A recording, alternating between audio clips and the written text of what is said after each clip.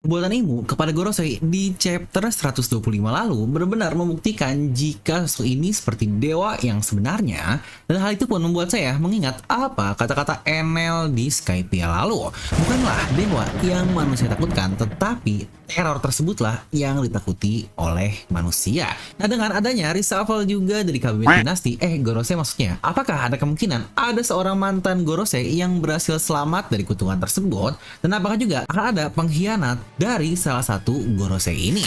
Nah, garis besar di sini dimana menurut saya kemunculan chapter 1125 kemarin benar-benar menjadi game changer yang luar biasa untuk serial One Piece. Yang awalnya kita mikir Gorosei ini bakal diturunkan atau mungkin dikalahkan satu persatu sampai bagian akhir, tetapi dengan mudahnya Imu bahkan dapat mensubstitusinya semudah itu, yang bahkan Satun pun tidak dalam keadaan sekarat atau apapun itu, tetapi dia menggantinya dengan suka-suka. Yang dengan ini maka seharusnya Gorosei akan selalu berjumlah 5 orang, kecuali jika sosok Imu inilah yang nantinya akan dikalahkan. Nah, di video ini kita akan membahas tentang Imu dan juga Gorosei, jadi pastikan kalian tonton udah sampai habis agar tidak ada informasi yang miss dan juga setengah-setengah. Dan buat para players baru juga bisa langsung klik subscribe dan nyalakan bel notifikasinya ya. Nah, mari tanpa basa-basi lagi kita langsung saja wadaw.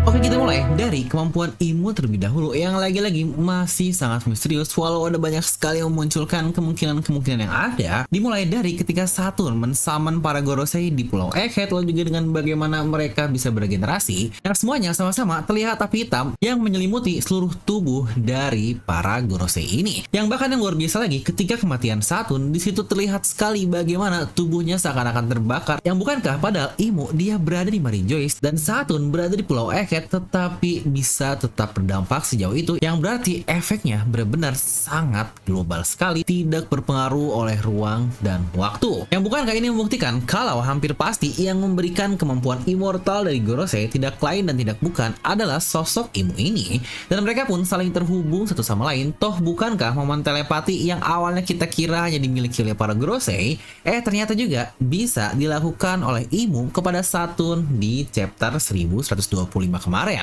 yang menurut saya ini bisa menjadi satu game changer yang sangat luar biasa untuk keberjalanan cerita serial One Piece di kedepannya. Yang bahkan kalau kalian sadar, momen terakhir kekuatan hitam tersebut keluar dari tubuh Saturn, di situ kita melihat satu panel ini di mana terdapat dua sosok api hitam dengan wajah yang terlihat tersenyum, yang apakah hal tersebut, apakah api hitam ini benar-benar wujud hidup yang diberikan oleh Imu kepada Saturn, yang bukankah ini sangat-sangat mencurigakan sekali. Dimana saya sendiri merasa sih, apa mungkin kalau kemampuan Imu yang bisa seakan-akan mentransfer jiwa atau mungkin mentransfer kekuatan ke orang lain, apakah cukup mirip dengan kemampuan yang dimiliki oleh Zoro-Zoronya Big Mom, namun untuk Big Mom ini hanya bisa ditransfer ke benda mati, tetapi Imu bisa ke makhluk hidup, yang seakan-akan menjadi sebuah kontrak yang harus ditepati.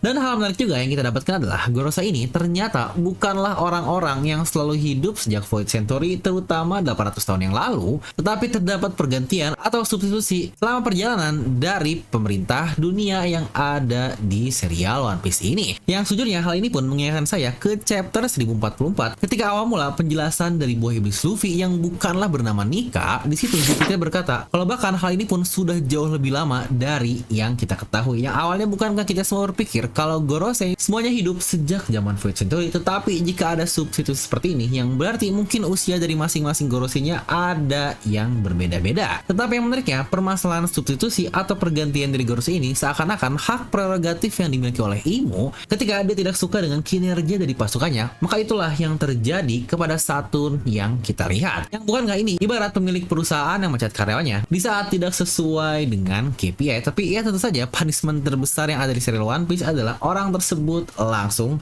mati. Yang sejujurnya kalau mau diparalelkan dengan Devi Lomi, di mana buah iblis adalah manifestasi dari impian seseorang dan Luffy di mode nikahnya adalah contoh harapan manusia. Nah, lalu apakah mungkin terkait kemampuan Imu ini, apakah bekerja secara sebaliknya? Di mana tercipta karena ketakutan dan mimpi buruk dari para manusia. Ini nyambung dengan kata-kata Enel yang saya bahas di bagian awal tadi, yang berarti terornya lah yang ditakuti oleh manusia-manusia yang hidup di muka bumi.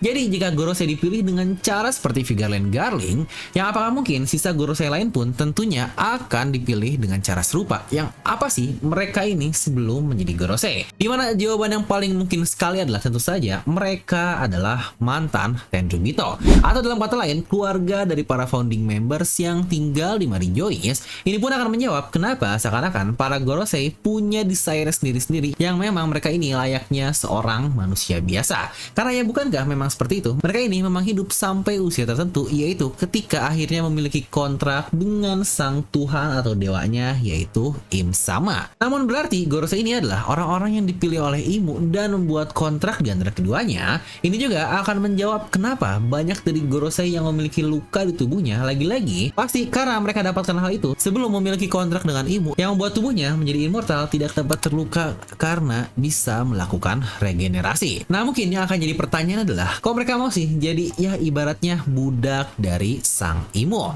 Ya jawabannya pun menurut saya cukup simpel sekali. Hal-hal kayak gini tuh bukankah banyak sekali juga terjadi di dunia kita, yang ibarat terdapat sekte sesat nih yang mengikuti pemimpinnya dan menganggapnya sebagai sang dewa, the god, the messiah yang akan menyelamatkan seluruh umat manusia. Ya atau bukankah Imo pula disebut sebagai dewa? Jadi kayak siapa sih kasarnya ada orang yang bakal menolak baiat dan tanda kutip yang dilakukan oleh Imu yang merupakan seorang dewa, dan nantinya orang tersebut akan mendapatkan mukjizat plus kemampuan-kemampuan lain yang dimiliki oleh sang dewa ini. Makanya mungkin bagi para Gorosei ini untuk mendapatkan mandat tersebut adalah hakikat atau hierarki tertinggi yang bisa dimiliki oleh seorang manusia, atau dalam kata lain para Tenryubito yang ada. Atau mungkin kalau kita mau menggunakan perspektif berbeda sebagai iblis, ya bukankah banyak juga kan para satanis-satanis yang memujanya agar mendapatkan keagungan dari sang iblis ini?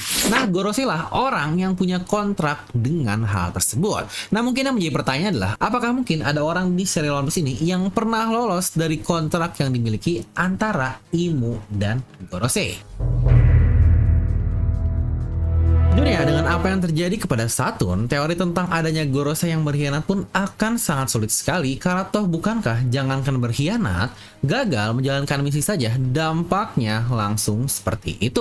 Tapi tidak ada yang tidak mungkin sih, karena bukankah banyak juga kan case orang yang bisa lepas dari kontrak iblis seperti itu di dunia kita. Ya mungkin buat para penonton atau fans dari cerita-cerita horor seperti Messi Jas, Nadia Omara, dan Bang Hirota Darativan, kalian akan cukup ngeh dengan berbagai cerita seperti ini. Yang mungkin juga, apakah dulu ada mantan Gorosei yang berhasil terlepas dari kontrak Imo? Karena bukankah kalau kita lihat sosok yang dipilih untuk menjadi Gorosei selanjutnya adalah seorang Supreme Leader dari Holy Knight, yang apakah mungkin juga dulu-dulu mereka pun diambil dari para ksatria terkuat yang ada di Tenryubito alias para Holy Knight atau God's Knight ini. Yang menariknya, usia Garling ketika dia menjadi Supreme Leader pun itu seakan-akan sudah usia kakek-kakek yang sangat mirip sekali dengan para Gorosei yang lain, yang akhirnya itu menjadi usia terakhir mereka sebelum akhirnya memiliki kontrak dan menjadi immortal. Karena bukankah kalau kita melihat reaksi Gorosei lain setelah Garling berkata tentang dia yang menjadi warrior god of science and defense, itu pun Mars berkata jangan bilang, yang berarti pernah terjadi juga nih beberapa kali substitusi yang dilakukan oleh para Gorosei ini.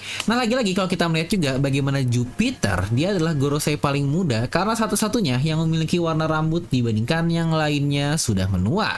Apakah ini terjadi ketika terdapat planet atau sei yang berkhianat dan dialah sosok yang meninggalkan Imo? Makanya dicari sosok lain walaupun dia masih muda untuk mengisi posisi tersebut, dan Jupiter lah orang yang dipilih oleh sang Imo. Dimana satu-satunya orang yang kepikiran menurut saya adalah sosok dengan luka bakar. Karena ingat juga kata-kata Oda melalui Shiryu, di situ pun dia berkata, saya yakin mereka adalah orang pemerintah. Yang bisa jadi ini benar, entah orang dari pemerintah atau mantan dari pemerintah. Dan jika ternyata dia adalah sosok siluet yang ada perlihatkan kepada kita di chapter 1121 kemarin, menurut saya ini akan cukup identik dengan pendekar yang menjadi Gorosei baru alias Garling. Dan apakah mungkin memang mereka ini mantan dari God's Knight?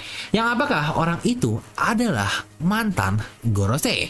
Nah, tapi ngomong-ngomong tentang figure lain Garling, banyak sekali sih teori menarik tentang satu karakter ini. Dimana dengan ini, Garling adalah satu-satunya Gorosei yang tidak memiliki nama yang ada hubungan dengan planet seperti para Gorosei lain yang sudah kita ketahui namanya, mulai dari Mercurius sampai Saturnus. Dimana Garling ini malah merepresentasikan bulan, karena dari namanya Vigar atau Vegar ini memiliki arti bulan yang toh bukankah dari rambutnya juga sangat terlihat itu adalah bulan sekali.